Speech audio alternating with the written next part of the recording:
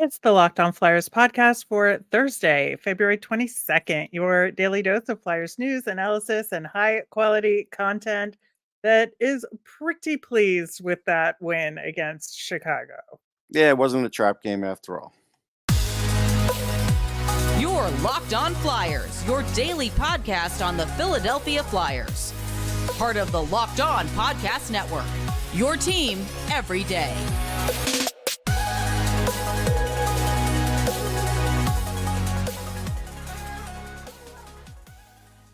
Hey there, and thanks for making Locked On Flyers your first listen every day. I am Rachel Donner. You can find me on Twitter at rmiriam.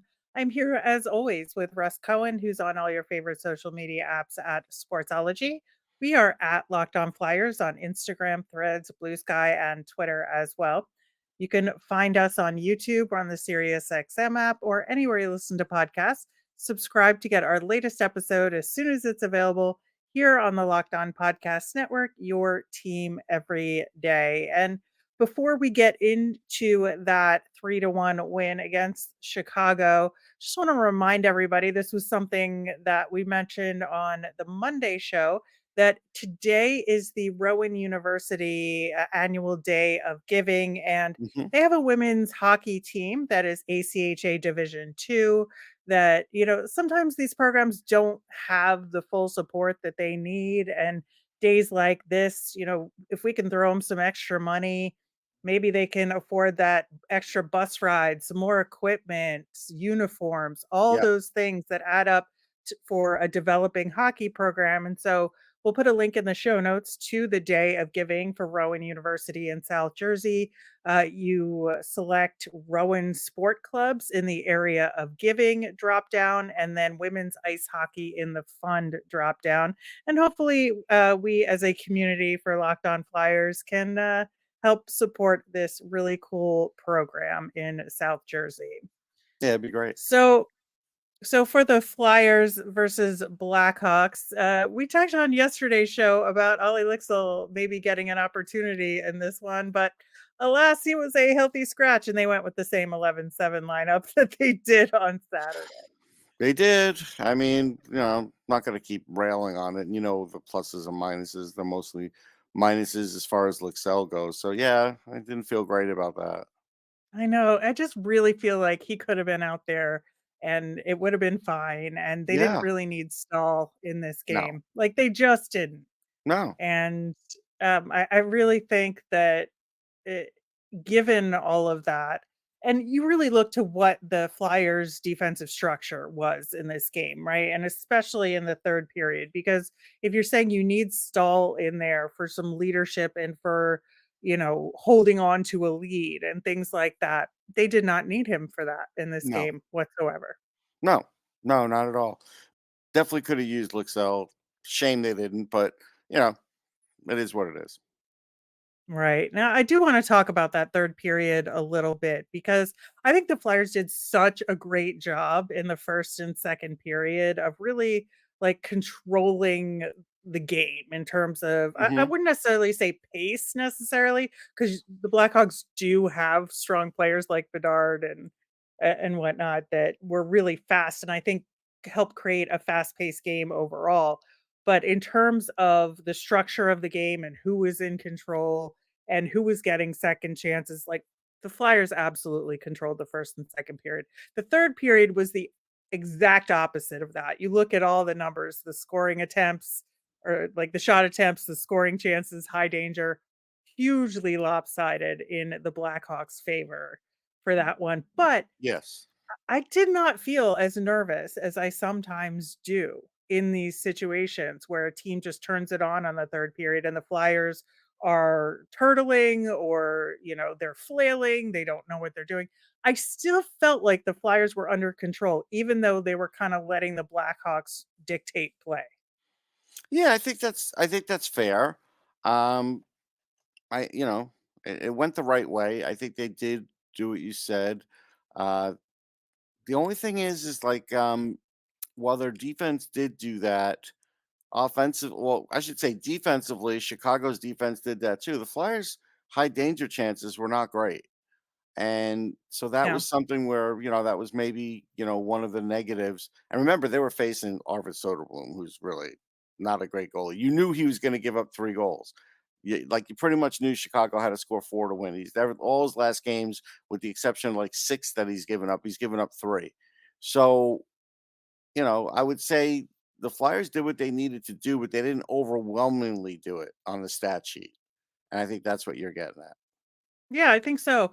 And I to the credit of the Chicago Blackhawks in this game, the Flyers did get some second and third chances, Hmm. again because of the goaltender and he just wasn't like controlling rebounds No, or very much, but the Chicago defense did a good job of making sure that if the Flyers somehow got a second or third chance, that they were poor shot attempts, that there right. was a stick in the way, that the angle was bad, that there was just something there so that the Flyers weren't getting quality chances for follow-ups, which, kudos to them for that. Yeah, I thought, like, Konechny was sort of like a force in this game, maybe not as high as he could be in some games, but not really anybody else was offensively. I mean, that was the thing. I mean, I think that was, and maybe you give Chicago credit for that, and maybe you say Flyers still have stuff to work on too, because that first period was a little shaky. Yeah, yeah, I think so. And, because you look at, who had the most shots on goal in this game for the Flyers, it was Owen Tippett with 5. And so there really just wasn't like somebody else out there that was doing a ton. I would say Morgan Frost was doing a ton, but it wasn't getting high danger scoring chances. It was Correct. like creating plays, right?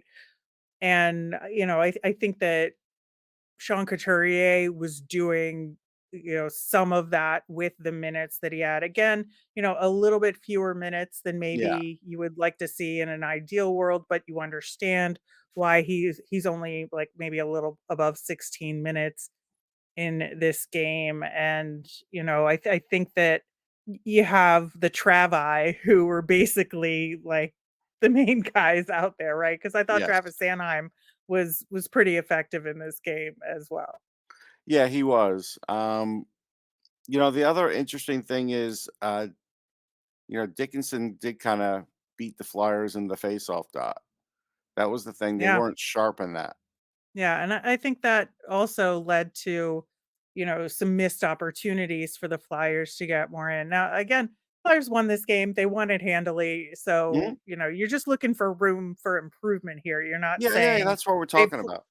yeah, we're not saying, "Oh, they played terribly in this No, game," but when you have a game like this, you have the space to make a few mistakes and then learn from them, and so right. we're just trying to figure that out, but I also 'Cause wanna now the make next sure. games, you're not gonna have room for that same room Exactly, won't be there. And exactly, that but first goal, the way he scored probably isn't going in, you know what I mean? Like, it's just that was a break. it was, but, everybody gets those breaks at some Yeah, point in the NHL. absolutely. Yep. Sam Ersson, I think that this was a really good game for him because he didn't face a ton of real good chances in the first and second, but then had to really withstand a lot in the third period. And I know he did have that remarkable save in the first Yeah, period, he but had that that was nice glove really, save. yeah, but I think that that was really it as far as very difficult saves Mhm. in the first and second period, despite the fact that, Chicago did score in the first period. I like that was gonna go in, I think. But the fact that he was able to really step it up in the third period, I thought was a big deal. Yeah, that is a big deal, and the Flyers penalty kill was a big deal because that was something where that could have been an equalizer in this game if it wasn't good. Right. And so I think that the fact that the PK continued, to play well as it has for most of this season. I think that was important. No power plays in this game for the Nope, Flyers, nothing to so bitch about. That's all that's no. that's all they could say. I know. "Oh, I got nothing on the power play today." Um, I just thought that was, of course, like with all like the potential new looks that they were working on, they didn't even have a chance It just to makes try it sense out. if you think about it, right? Like, in a weird way. Yeah, Yeah. yeah, yeah. Felt very bad for Scott Lawton that empty netter did not go in at Yeah, it the end. happens. It But happens. little outside of the post action there. But yeah, a good win when all is said and done for the Flyers. And I think very important for them to get this win after the last couple of games and a good tune up for the weekend. Yeah, no question. Now they really have to be ready for this weekend. And even though this may not be the greatest Pittsburgh team they've ever faced, it's still Pittsburgh against them, and you never know what's going to happen. Yeah, well, we will be talking about the Pittsburgh Penguins and New York Rangers a little bit in the next segment, where we are going to look at the Locked On NHL Power Rankings and where the Flyers and other Metro teams sit. We'll do that coming up next. Today's show is sponsored by Ibotta. Grocery bills are so expensive these days, but now they don't have to be. Start getting cash back on your grocery shopping with free Ibotta app and get cash back every time you shop. Ibotta is a free app that gives you the most cash back every time you shop on hundreds of items from groceries to beauty supplies to toys. So you can make sure you're beating inflation no matter what you're purchasing. The average Ibotta user earns $256 per year. That could cover the cost of an entire shopping trip. So you could buy that flight you've been eyeing, that game you're dying to go to, or that fancy dinner you've been craving. Other apps give you points that don't amount to much with Ibotta. Just add your offers in the app, upload your receipt, and get the real cash that you can cash out to your bank account, PayPal, or gift cards. Join over the 50 million users and earn cash back every time you shop from over 2,700 brands and retailers including Lowe's, Macy's, Sephora, Best Buy, and more. Right now, Ibotta is offering our listeners, just $5 off just for trying it, and by using the code LOCKDOWNNHL when you register. So go to the App Store or Google Play Store and download the free Ibotta app to start earning cash back and use code LOCKDOWNNHL. That's Ibotta in the Google Play or App Store and use the code LOCKDOWNNHL.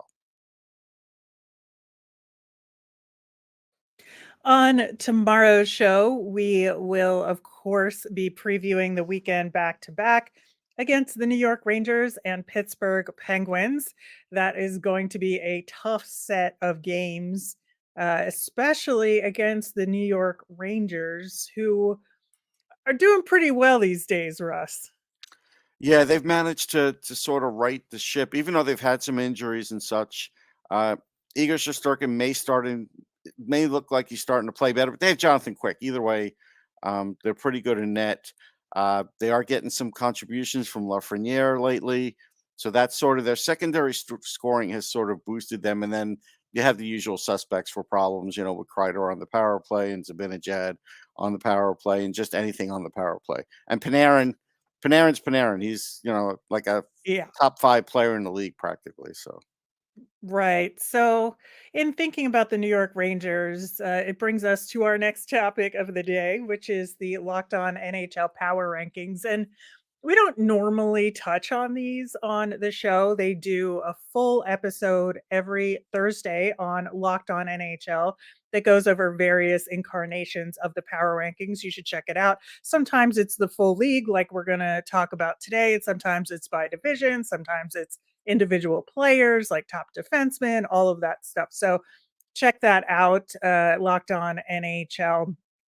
In the meantime, thought it'd be a good time to look at this power rankings this week, partially because of where the Flyers are and partially because of where the Rangers are. And because I disagree, there's a link to it in the show notes, but we're going to put it up on the screen here for a little bit so you can see it as we talk about the top few teams if you're watching the show on YouTube. So here we go. Here is your Locked On NHL power rankings. And the Locked On NHL hosts from around the league and in our network vote on these. They've got the Rangers at 4, which feels low to me, Russ.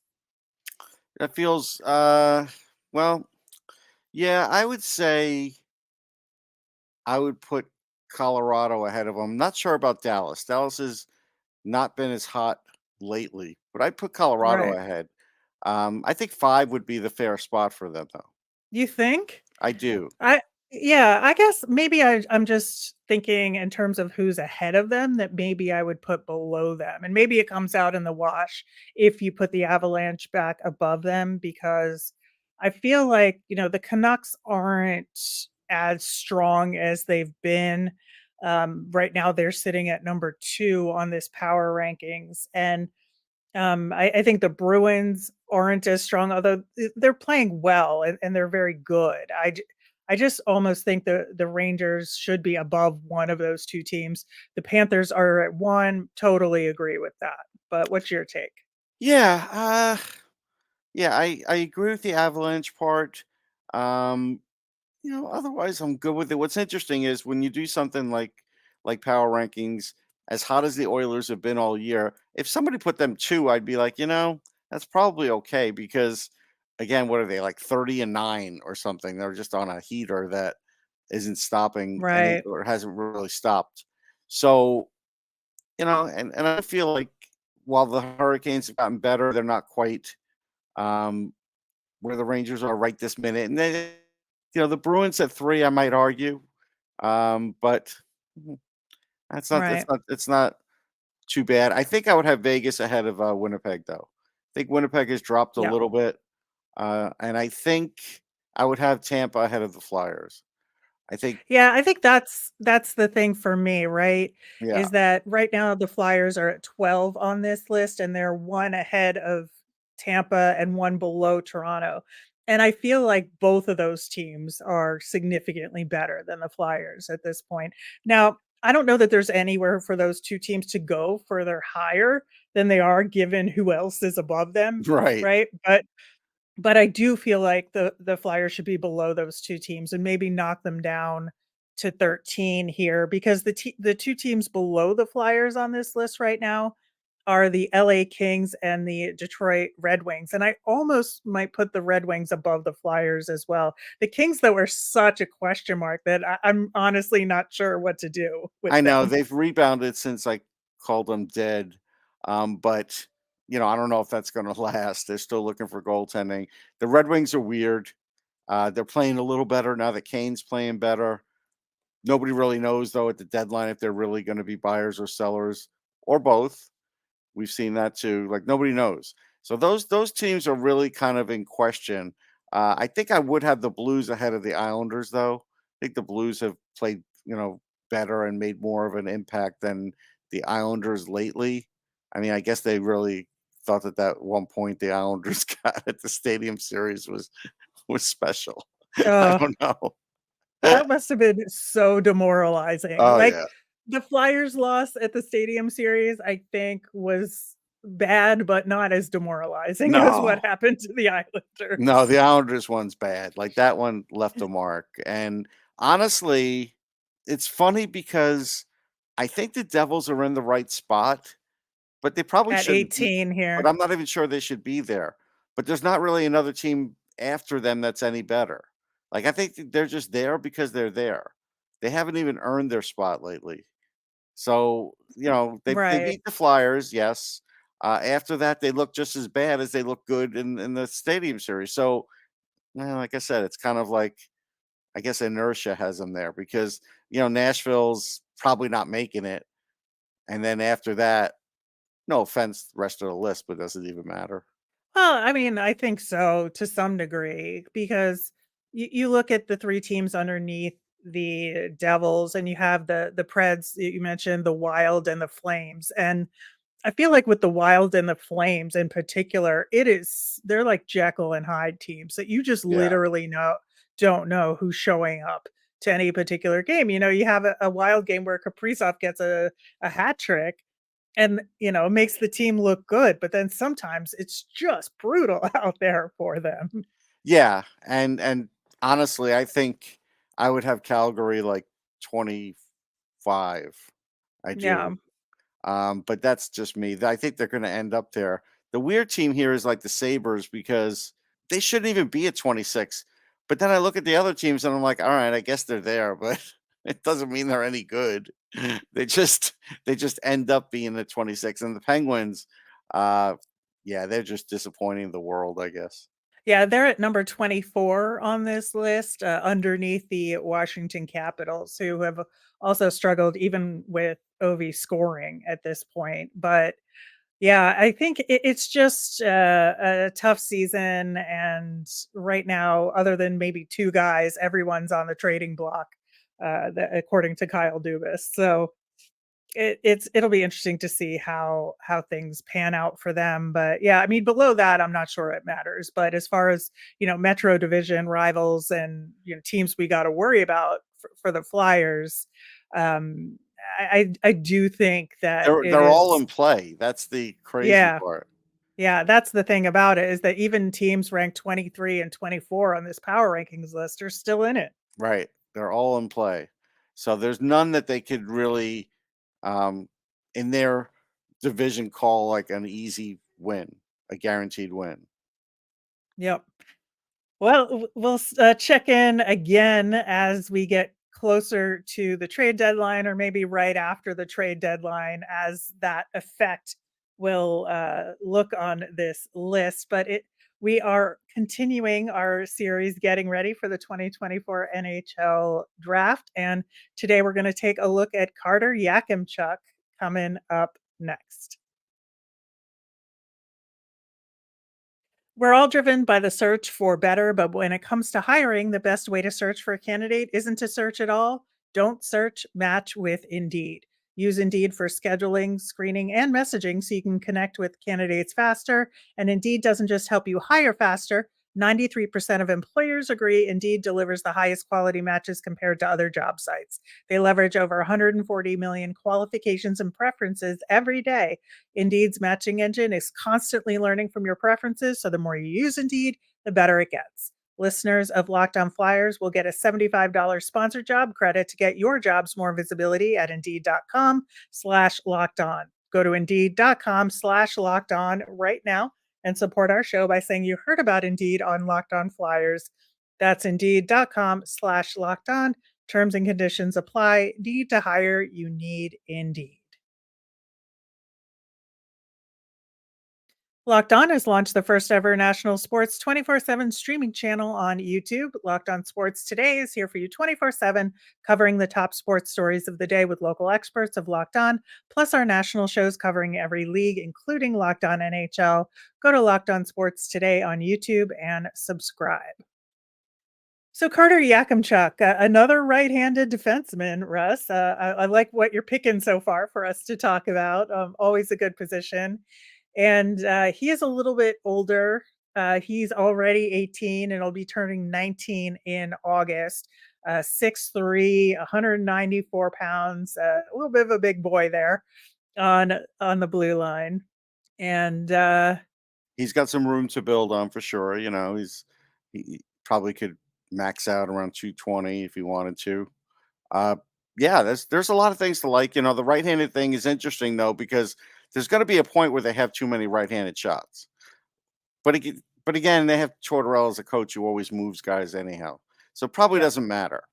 Um, I like him, but I kind of wonder now, would he fit with what like Keith Jones is looking for? Sure, because look at the penalties.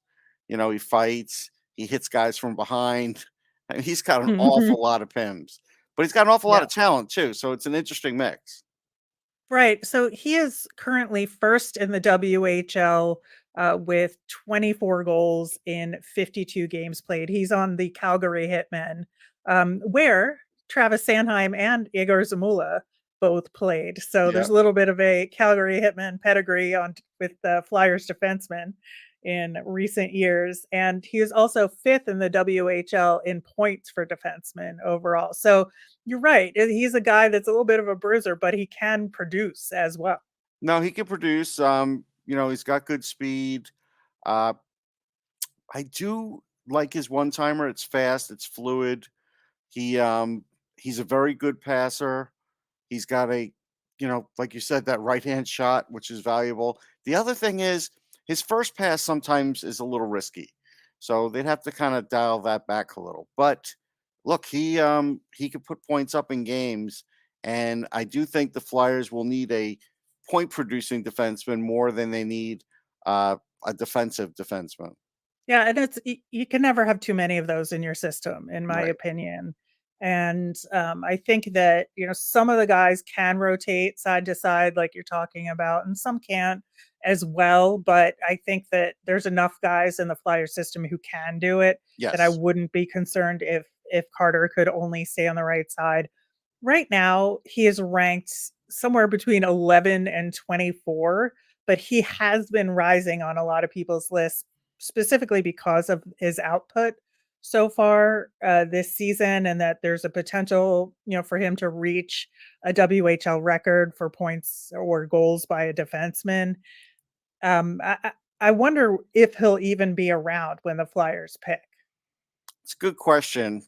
On my, last list, which is getting a little old, um, January 29th, I had him 23rd, so he was in range. Uh, yeah, he's gonna go up. I think he's gonna go up 3 or 4 spots. I still don't know, like, I'm not gonna put him ahead of Zane Pareka, so, like, I kinda wonder what the roadblock is, and the roadblock could be, like, 16, so he still may end up around 17, and there's a possibility the Flyers could be there. So, I do think there's a chance. Now, again, I have to just reiterate, if it's between him and really almost any let's say you're at, I don't know, let's say you're at 20 and Sasha Bover is gone. If it's between him and any other player in this draft practically that's left at that spot, centers or otherwise, even though Danny Briere talked about centers, I'm still taking Yakimchuk.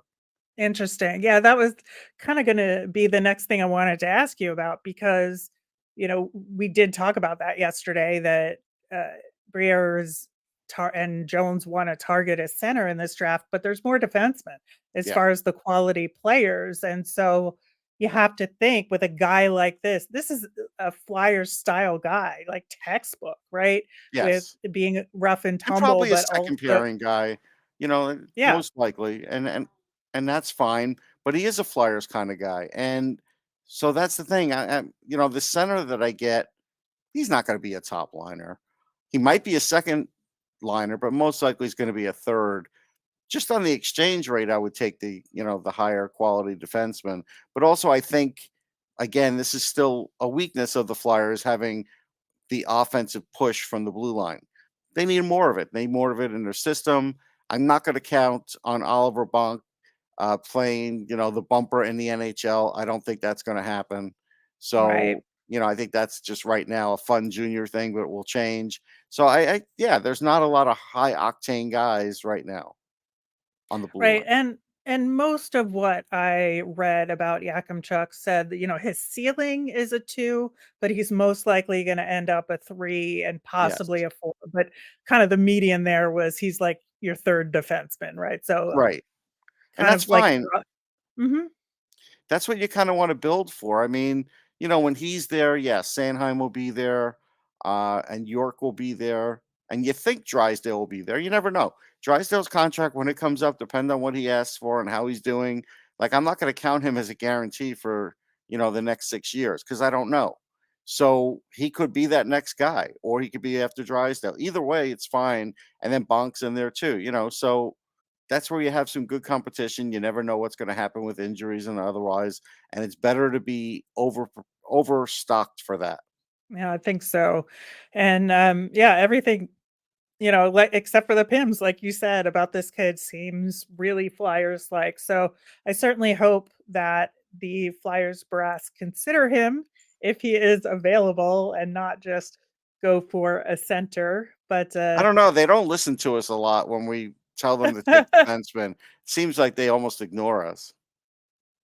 well, maybe we can figure something out this time around. Yeah. But, just a reminder of the, Rowan Women's Hockey fundraiser through Rowan University's Day of Giving that we mentioned at the top of the show. Link will be in the show notes for that as well. The power rankings will be there, plus the link to our spreadsheet of all of the draft eligible prospects that we're covering, as we get closer to the NHL draft this summer. If you have any questions about guys we've covered already, or you don't see a guy on that list, feel free to email us. Yeah. or send us a message with somebody you want us to talk about. We're always happy to talk prospects. It's one of our favorite things to do. And Russ is, of course, an expert there. So that will do it for today's show.